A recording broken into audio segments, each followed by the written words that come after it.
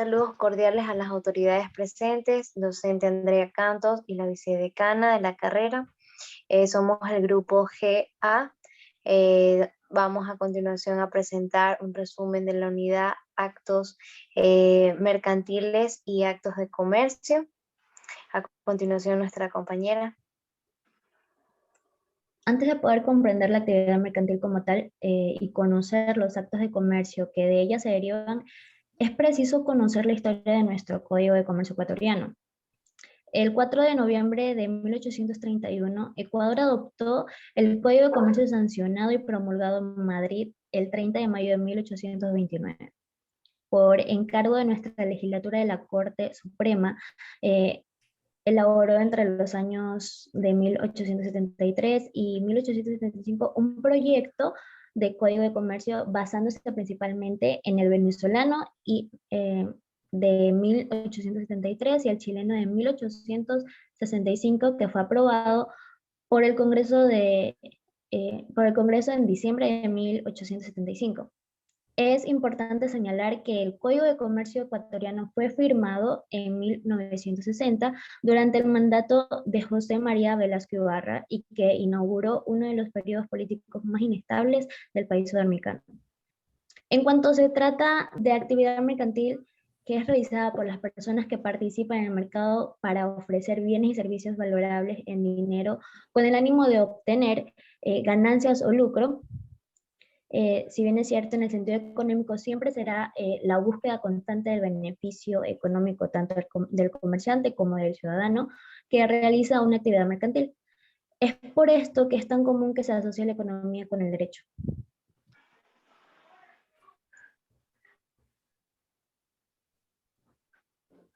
A continuación nuestra siguiente compañera.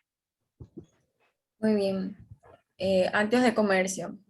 Utilizamos el término actos de comercio para distinguir aquellos actos jurídicos regulados por el derecho mercantil, de los actos civiles, que estos son regulados por el derecho civil. Para definir el acto de comercio, es necesario utilizar un criterio formal en lugar de un criterio material. Con base en un criterio formal, el acto de comercio puede ser definido como el acto jurídico calificado como mercantil por la ley. Los principios que nos permiten determinar si es un acto o no de comercio son los siguientes: mediación e interposición en el cambio de bienes o servicios, la producción de bienes y servicios, la especulación y la cadena productiva, es decir, productor, mediador y vendedor. Todos ellos quieren un solo fin que se refiere a la ganancia de un fin lucrativo. Además, el artículo 3 del Código del Comercio ecuatoriano indica cuáles son los actos de comercio. Gracias.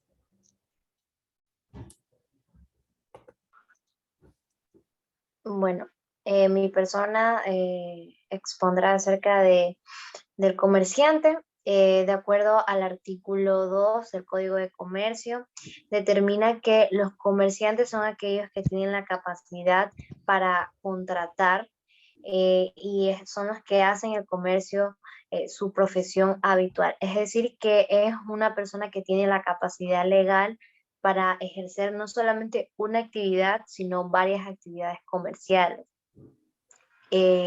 las cuales se encargan de producir bienes o de prestar algún servicio con el cual vayan a tener o el propósito de él sea un beneficio económico.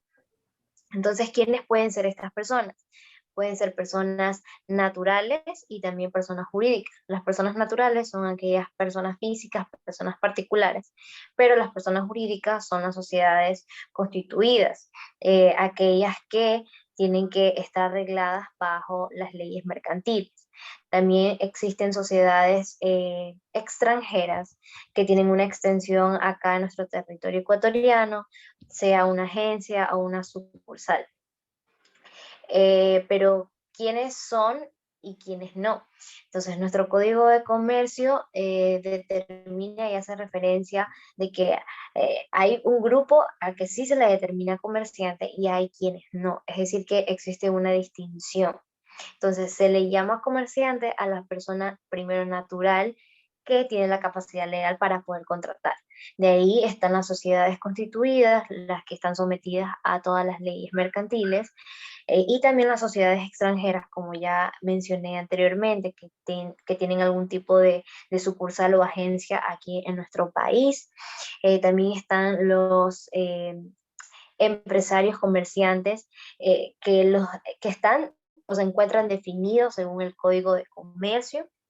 También están las sociedades que están reguladas por entidades en materia de vigilancia en sociedades, valores, bancos y seguros. Están las unidades económicas eh, o, o, o entes dotados o no de personalidad jurídica, cuyo patrimonio es independiente al de sus miembros que realizan estas actividades comerciales. Y por último están las personas naturales que tienen algún tipo de actividad agropecuaria, manufacturera o agroindustrial y más, que por el volumen de sus actividades necesariamente tienen que llevar una contabilidad. Ahora, ¿quiénes son los que no se consideran comerciantes según nuestro código?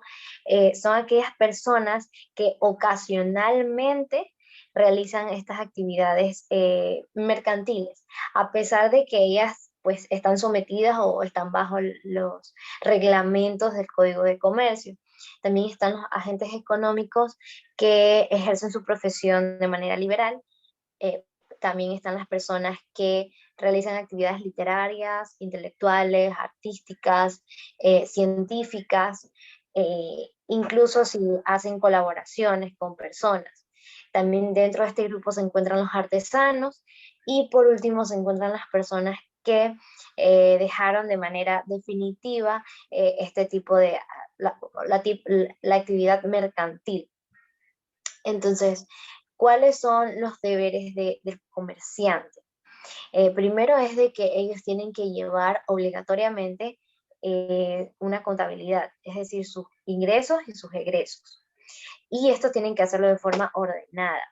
Ellos tienen que estar inscritos en el registro único del contribuyente, además de que tienen que tener los permisos necesarios que determina el Código de Comercio. Tienen que conservar la información de sus actividades según lo dispone el Código de Comercio, y también abstenerse de incurrir en conductas o de competencia desleal que vaya en contra de la Ley Orgánica de Defensa del Consumidor, y también de abstenerse de prácticas sancionadas por esta misma ley, Ley Orgánica de Defensa del Consumidor. También en el artículo 28 hasta el artículo 36 del Código de Comercio afirma que es de carácter obligatorio, nuevamente lo recalca, que los comerciantes deben de llevar una contabilidad. Entonces, dentro de estos artículos, no solamente se denota la obligatoriedad que deben de llevar, sino también el peso y las circunstancias en las cuales se pedirá una inspección o exhibición contable. Pues es importante que todos los comerciantes o empresarios puedan llevar o tener un registro con todas sus actividades mercantiles, a fin de que durante un proceso judicial ellos se pueda tener constancia de aquello, y a fin de obtener la resolución que amerita el caso.